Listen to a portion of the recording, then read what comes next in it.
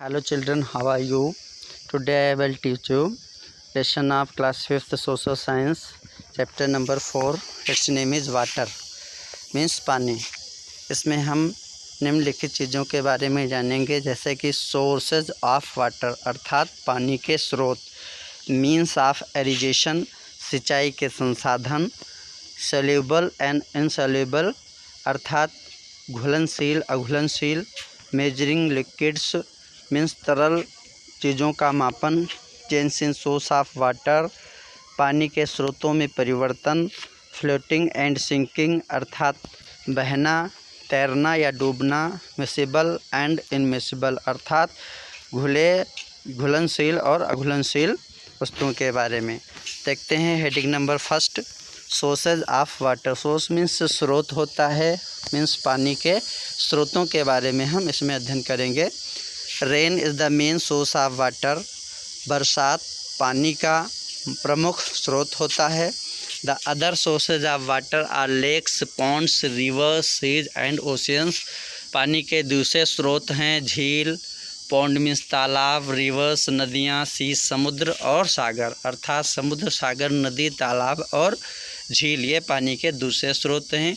During earlier times there were no taps or pumps. पहले के दिनों में टंकी या हैंडपंप नल वगैरह नहीं होते थे। People had to walk long distances to bring water in pots, buckets etc। लोगों को पानी लेने के लिए लंबी दूरी तय करके जाना होता था और वो अपने बर्तनों में बाल्टियों में पानी लाते थे। अब देखते हैं बावली। बावली क्या होती है? Baoli is a huge well, it has steps to reach to the bottom. In earlier times baolis were built to collect and store rain water। बावली एक बड़ा कुआं, ह्यूज मीन्स विशाल, बड़ा कुआं, विशाल का एक कुआं होता था, वेल मीन्स कुआं। It has steps to reach to the bottoms अर्थात बावली की तली में पहुंचने के लिए, बॉटम मीन्स तली, बावली की तली में पहुंचने के लिए स्टेप्स मीन्स सीढ़ियां बनाई जाती थी नीचे की ओर, जिसको पावदान भी कहते हैं।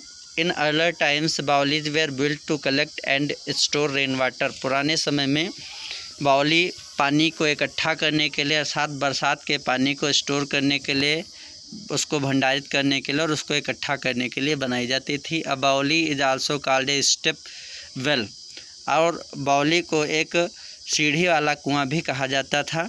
These are used as a meeting place by people. यह एक ऐसा स्थान होता था जहां एक दूसरे से लोग मिलते भी थे, अर्थात लोग पानी भरने आते थे और वहां पर लोगों के आपस में मुलाकातें भी हो जाया करती थी। Baolis are common in Rajasthan and Gujarat. Rajasthan और गुजरात में जहां पर पानी की कमी है वहां पर बरसात कम होती है, इसलिए बरसात के पानी को इस प्रकार के वेल्स में इकट्ठा कर लिया जाता है। Change in sources of water, पानी के स्रोतों में परिवर्तन।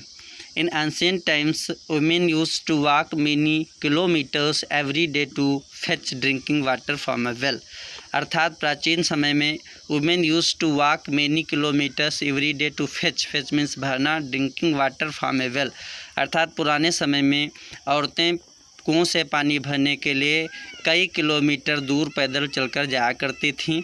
To take a bath and wash clothes they used water from a nearby pond अर्थात अपने कपड़े धोने के लिए, स्नान करने के लिए वे नज़दीक के किसी कुएं के पानी का प्रयोग करती थीं। देन ए हैंडपम्प केम इनटू यूज, कुछ समय के पश्चात हैंडपम्प अर्थात नल प्रयोग में आया।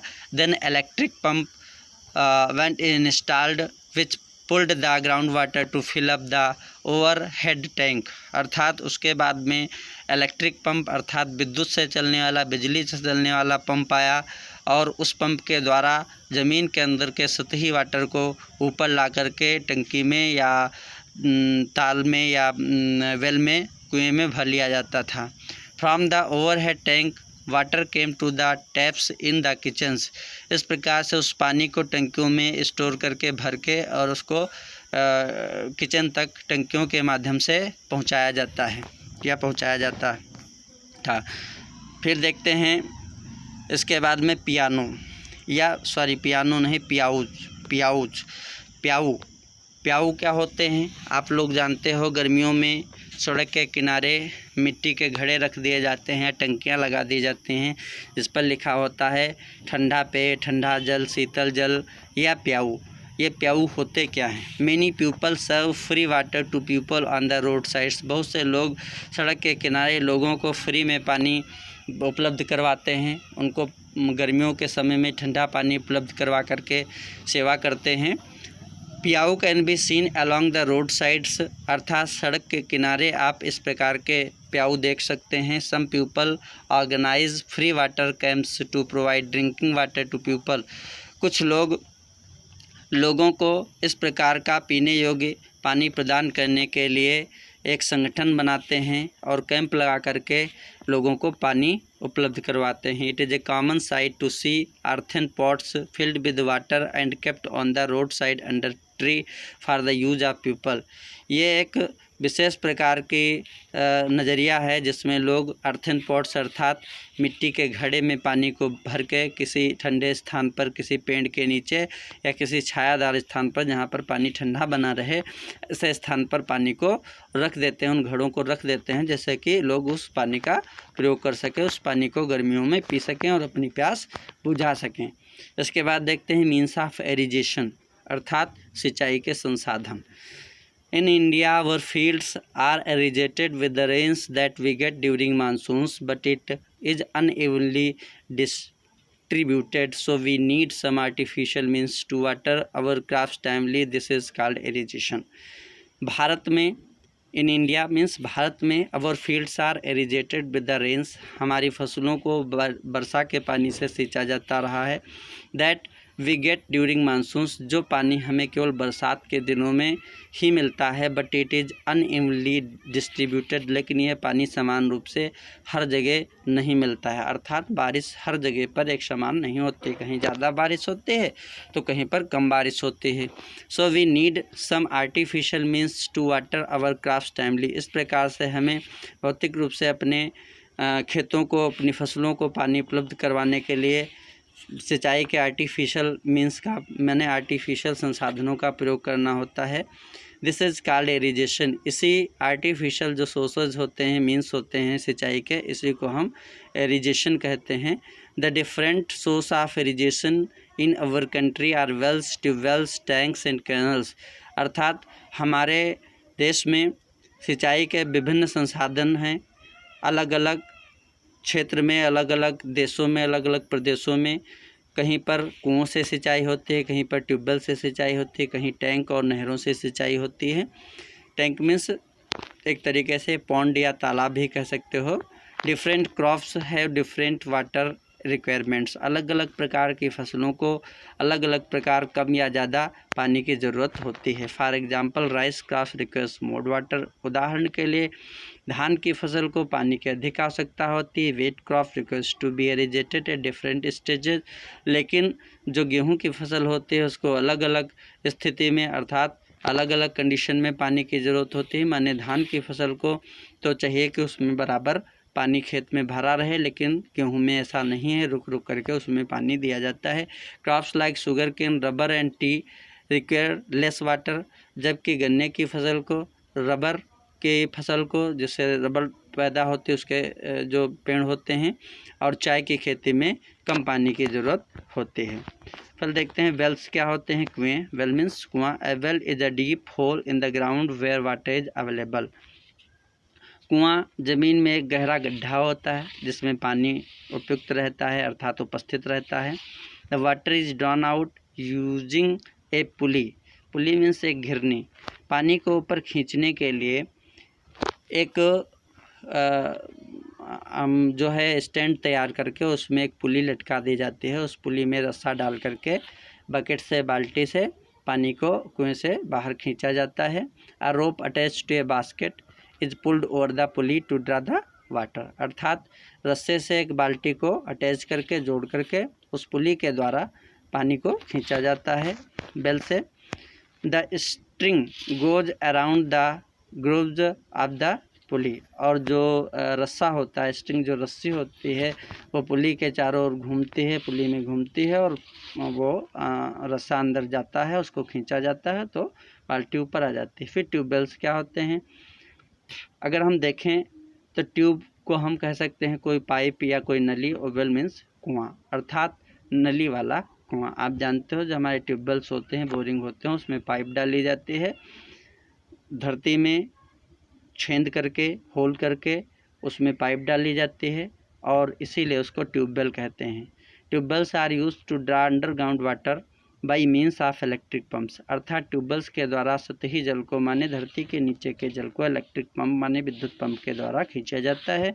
When the water is found deep under the ground, जब पानी को ज़्यादा ज़मीन के अंदर पाया जाता है, अर्थात वाटर लेवल डाउन हो जाता है, tubewell is the best method to draw out that water, तो उस पानी को ऊपर खींचने के लिए यह प्रक्रिया सबसे अच्छी मानी जाती है। The bore is dug deep, जो होल किया जाता है, जो बोरिंग की जाती है वो बहुत डग डीप माने गहरी की जाती है।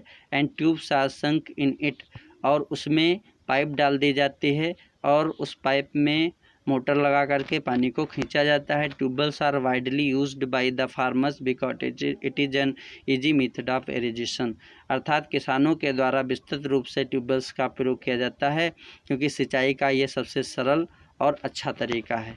टैंक्स क्या होते हैं?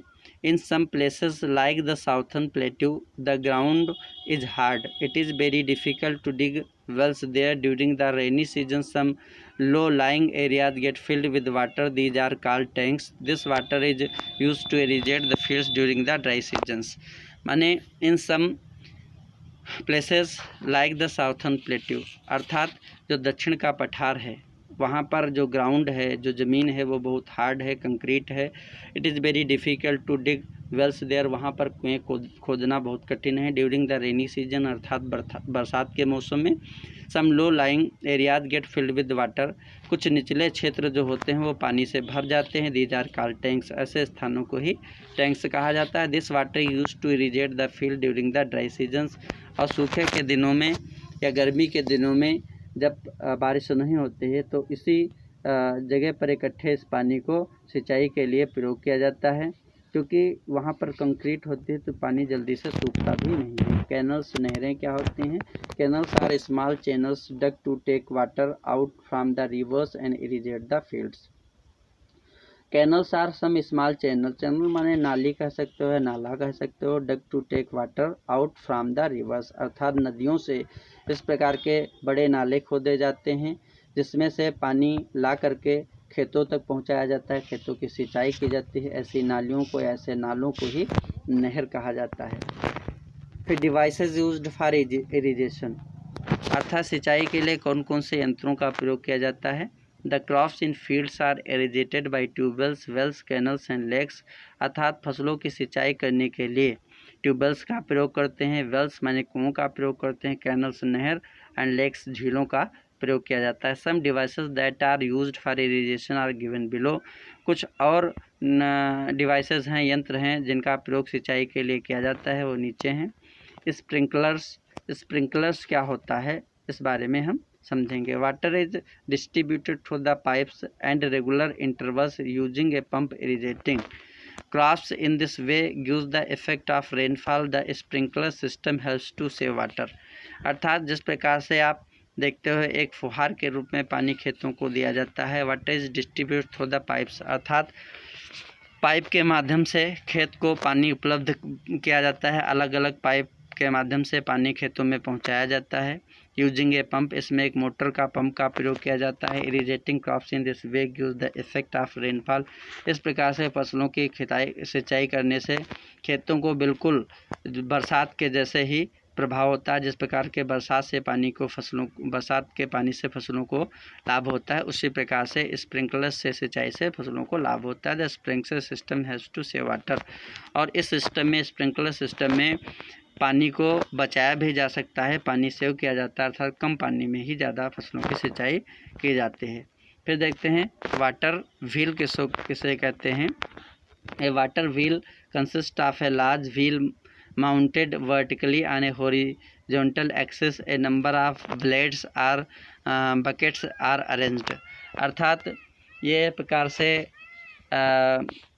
इस प्रकार से कंसिस्ट किया जाता है, इस प्रकार से बनाया जाता है जिसमें लार्ज व्हील माउंटेड, अर्थात बड़े बड़े पहिए लगाए जाते हैं, vertically or the horizontal axis, उसमें एक धुरी बनाई जाती है, उस धुरी के ऊपर एक तरीके से बकेट्स टाइप से वर्टिकली माने चौतरफा उसके फिट किए जाते हैं। ये a number of blades and or buckets are arranged, और उसमें तमाम प्रकार के बाल्टी टाइप की बनाई जाती हैं या फिर बाल्टी जैसे बांधी जाते हैं, जिसको घुमाया जाता है और वो पानी नदी से या किसी नाले से भर करके और नाली में उड़ेलता रहता है। इस प्रकार से इस चरखे से, इस पहिए से पानी को खेतों तक पहुंचाया जाता है।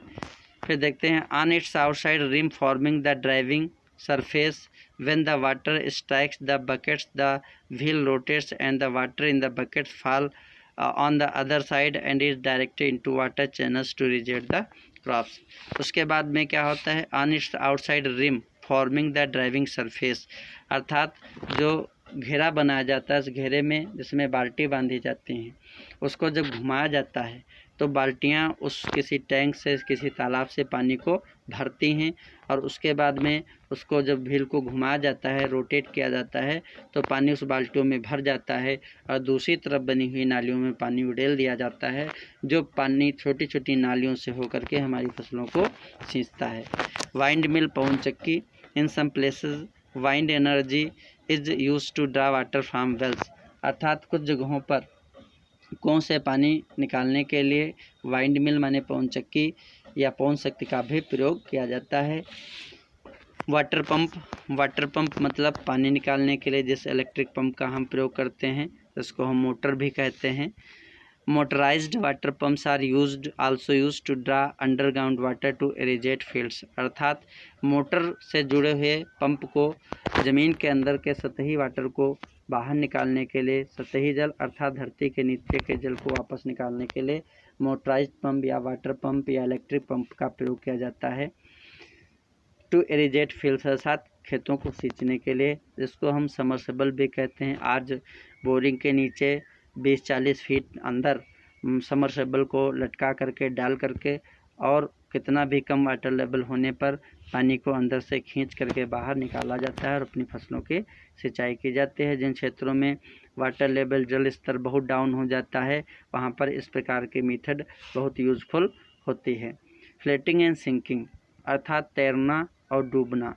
There are some objects that float on water and some that sink in water, कुछ ऐसी वस्तुएं होती हैं जो पानी पर तैरती रहती हैं और कुछ ऐसी वस्तुएं होती हैं जो पानी में डूब जाती हैं। Whether the object floats or sinks in water depend on its density, अर्थात किसी वस्तु का पानी में तैरते रहना या डूब जाना उसके घनत्व पर आश्रित होता है, आधारित होता है। Density is the amount of matter present in A given volume of a material, अर्थात घनत्व किसी पदार्थ का वह मात्रक या वह शक्ति होता है जो present in A given volume of a material, अर्थात किसी पदार्थ का जो उसका परिमाप होता है या उसका जो वॉल्यूम होता है उस पर आश्रित होता है। Objects like iron nails, coins and stone sink in water because they are denser than water, अर्थात ये वस्तुएं जैसे कि आयरन नेल्स अर्थात कोई भी लोहे की बनी हुई चीज़, लोहे के या सिक्के या स्टोन सिंक या फिर पत्थर की कोई चीज़, ये पानी में डूब जाती है क्योंकि इनका डेंसर, इनका घनत्व जो होता है पानी से अधिक होता है। Objects like cork, thermocol and plastic toys float on water because they are less dense than water. Cork अर्थात कोई भी बीज या फिर थर्माकोल या प्लास्टिक का कोई खिलौना पानी पर तैरता रहता है या कोई बोतल पानी पे तैरती रहती है क्योंकि उसका पानी से घनत्व कम होता है। When an object is put in water, it tries to push aside the water below it with its weight and takes up the space। जब किसी वस्तु को पानी पर रखा जाता है, it tries to push aside the water, तो पानी को एक किनारे वो हटाती है। Below it with its weight, क्योंकि उसका अपना भार होता है। And takes up the space, और वो अपना स्थान बना लेती है। Water also exerts an upwards force on the objects, अर्थात पानी किसी वस्तु पर ऊपर की ओर अपना बल लगाता है, विच इज़ कॉल्ड बायोनेसी, जो इसको पानी के उपरत को कहते हैं। If the object displaces water equal to its weight in water it floats but if the weight of the object more than the water it replaces it sinks. अर्थात if the object displaces water equal to its weight in water, अर्थात यदि कोई वस्तु अपने वजन के बराबर अपने नीचे के पानी को हटा देती है तो वह अपना स्थान बना लेती है। If the object displaces water equal to its weight in water, अर्थात पानी के ऊपर जब कोई वस्तु उसके भार के बराबर होती है तो वह पानी पर तैरती रहती है। But if the weight of the object is more than the water, लेकिन यदि किसी वस्तु का भार उसके निचले पानी के भार से अधिक होता है तो वह उस पर तैर नहीं सकती है और वह उसमें डूब जाती है। फिर उसके बाद देखते हैं सोल्यूबल एंड अनसोल्यूबल, अर्थात कुछ पदार्थ ऐसे होते हैं जो घुलनशील होते हैं और कुछ पदार्थ अघुलनशील होते हैं। Substances are said to be soluble in liquid when they dissolve easily in it. For example, if you put sugar in water, it mixes with the water and becomes a part of it. The water now tastes sweet. The mixture of sugar and water is called a solution. The sugar is called the solute in the water that dissolves the solute is called the solvent. अर्थात substances are said to be soluble in a liquid, अर्थात वे पदार्थ जो किसी तरल चीज़ में घुल जाते हैं उनको हम सोल्यूबल या घुलनशील पदार्थ कहते हैं। When they dissolve easily in it, जब वो उसमें आसानी से मिल जाएं। फॉर एग्जांपल, उदाहरण के लिए, if you put sugar in water, अगर आप शक्कर को पानी में डालेंगे, it mixes with the water and becomes a part of it, तो वह पानी में घुल जाती है और वह उसका एक हिस्सा बन जाती है। The water now test sweet, अब पानी का स्वाद मीठा हो जाता है। This mixture of sugar and water is called solution. इस प्रकार से पानी और शक्कर का जो मिक्सचर होता है, शरबत होता है, उसको हम सोल्यूशन कहते हैं और या उसको हम शरबत कह सकते हैं। The sugar is called the solute, अर्थात जो शक्कर है वो घुलनशील है, घुल जाती है। विलेय उसको कहेंगे, सल्यूट में विलेय कहेंगे। And the water that dissolve the solute is called the solvent, इसको हम कहेंगे घुले, अर्थात सल्यूट जो होता है वो उसमें विलेय होता है और जो चीज़ उसको अपने आप में विलय कर लेते हैं उसको हम घुलनशील कहते हैं। When substances are not soluble in a liquid, जब पदार्थ पानी में घुलते नहीं हैं, they do not dissolve it, वो उसमें नहीं मिल पाते हैं। They do not said to insoluble, तो उनको हम अघुलनशील कहते हैं। For example, if you add sand to water, यदि तुम पानी में धूल को या मिट्टी को या बालू को मिलाओगे, you can see that the particle of sand do not mix, तो तुम देखोगे कि जो बालू के कण होंगे वो कभी भी पानी में नहीं मिलेंगे। Even if the particles are very small, यद्यपि वह टुकड़े बहुत छोटे होते हैं, पार्टिकल्स माने कण, बालू के कण बहुत छोटे होते हैं, फिर भी वो पानी में नहीं घुलते हैं। If you pour the mixture through a cloth filter, अगर तुम पानी में उसको छानोगे, द लिक्विड गोज थ्रो, तो जो तरल पदार्थ अर्थात पानी है वो बह जाएगा। But the insoluble substance will be left behind on the cloth, तो तुम पाओगे कि उस कपड़े पर जो अघुलनशील कण होंगे वो आपको मिल जाएंगे। मिसेबल एंड इमिसेबल, विलेय और अविलेय पदार्थ, liquids which mix with each other are called miscible liquids, कुछ तरल पदार्थ जो आपस में मिल जाते हैं उनको हम विलेय कहते हैं। For example, lime juice and water, अर्थात नींबू का रस और पानी एक में मिला दो तो वो आपस में मिल जाता है, विलेय हो जाता है। And a few drops of oil to water and stir, अगर पानी में कुछ तेल की बूंदों को डालो और उस पानी को हिलाओ, the oil will not mix with water, तो ऑयल तरल पदार्थ तो है लेकिन वो पानी में मिलता नहीं, पानी के ऊपर तैरता रहता है। It will separate out and float on the water surface, ये पानी से अलग रहता है और पानी के सतह पर तैरता रहता है। Water and oil do not get mixed, पानी और तेल आपस में नहीं मिलते हैं। They are said to be immiscible liquid, इस प्रकार से अघुलेय या विलेय पदार्थ कहलाते हैं। इसके बाद में देखते हैं मेजरिंग लिक्विड्स, कुछ पदार्थ liquid do not have a definite shape, किसी भी तरल पदार्थ का अपना एक निश्चित आकार नहीं होता है। They take a shape of the container they are poured in, अर्थात कोई भी घुलनशील पदार्थ या द्रव्य पदार्थ जिसमें उड़ेला जाता है या जिस बर्तन में रखा जाता है वो उसी का आकार ले लेता है। But liquids have a definite volume, लेकिन तरल पदार्थों का अपना एक निश्चित भार होता है। The volume of a liquid is always equal to the inner volume of the container. अर्थात किसी तरल पदार्थ का जो वैल्यूम होता है, भार होता है या उसका परिमाप होता है, वो किसी कंटेनर, किसी बर्तन के वैल्यूम के आंतरिक वैल्यूम के बराबर होता है। The volume of liquid is measured in litre. अर्थात किसी तरल पदार्थ के भार को या उसके परिमाप को लीटर के इकाई में मापा जाता है। The small unit of volume is millilitre. छोटे से जो कोई तरल पदार्थ होता है उसका मात्रक मिलीलीटर होता है। सबसे छोटा यूनिट इकाई, सबसे छोटी इकाई उसके मिलीलीटर होती है। Which is denoted by ml, जिसको शार्ट में ml में लिखा जाता है। A measuring cylinder is a cylinder with marking that indicate the volume in litre and millilitre.